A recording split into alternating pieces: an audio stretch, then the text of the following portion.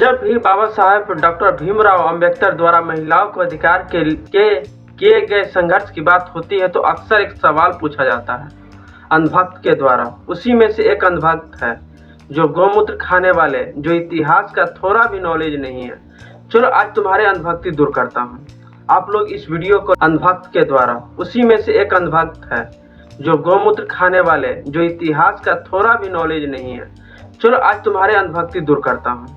आप लोग इस वीडियो को लास्ट तक देखना। साथ ही उन्होंने हिंदू कोड बिल के जरिए हिंदू महिलाओं को हक दिलाने के लिए जो कानूनी मंत्री पद से इस्तीफा दे दिया, लेकिन मुसलमान महिलाओं को अधिकारों के लिए अलग से कोई कानून या संशोधन क्यों नहीं लाया? क्या उन्हें मुसलमानों से डर लगता था, वो डरपोक थे, या इसके पीछे उस दौर की कोई बड़ी राजनीतिक और संवैधानिक मजबूरी थी? चलिए इसी इतिहास के पन्नों से इसका सटीक कारण समझते हैं। तो पहले ये समझना जरूरी है तुम लोगों को कि डॉक्टर अंबेडकर ने कभी भी मुसलमान समाज की कृतियों पर चुप्पी नहीं साधी थी।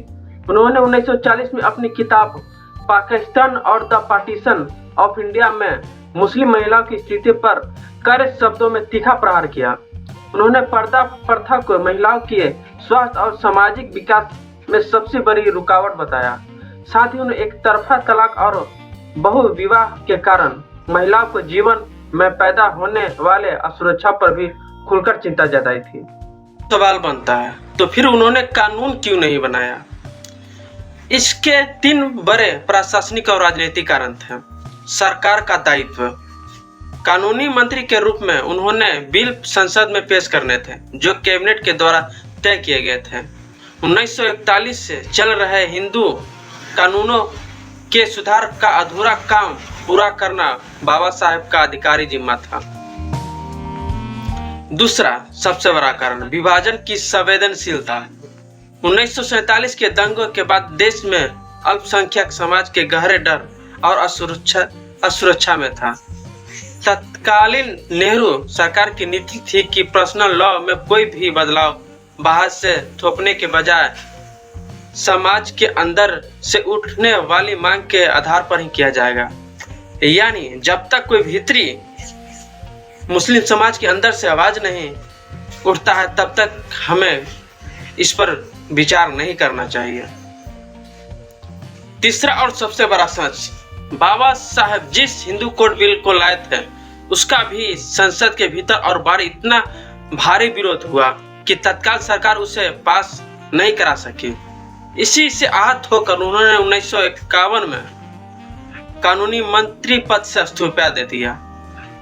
डॉक्टर अंबेडकर धर्म के आधार पर अलग कानून के पक्ष में नहीं थे। वे चाहते थे कि देश में समान नागरिक संहिता लागू हो जिसके हर धर्म की महिलाओं को एक जैसा कानून अधिकार मिले, लेकिन राजनीतिक सहमति न बन पाने के कारण इसे संविधान के नीति निर्देश के तत्व में डाल दिया गया। हाँ तो अंधभक्त, तो संक्षेप में कहें तो डॉक्टर अंबेडकर ने मुसलमान महिलाओं को अधिकारों को नकारा नहीं था, बल्कि तत्काल राजनीतिक सीमाओं, कैबिनेट के कार्यक्षेत्र और राजनीतिक देश के माहौल की वजह से सीधे तौर पर कानून नहीं बना सके। हाँ तो अंधभक्तों, गोबर का सेवन कम किया करो, अपने व्हाट्सएप यूनिवर्सिटी का ज्ञान पिछवाड़े में डाल के रखा करो।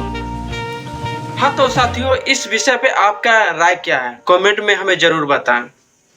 वीडियो जानकारी पूर्ण लगा तो हमें फॉलो कर ले, लाइक कर ले और चैनल को सब्सक्राइब करना ना भूलें। जय भीम।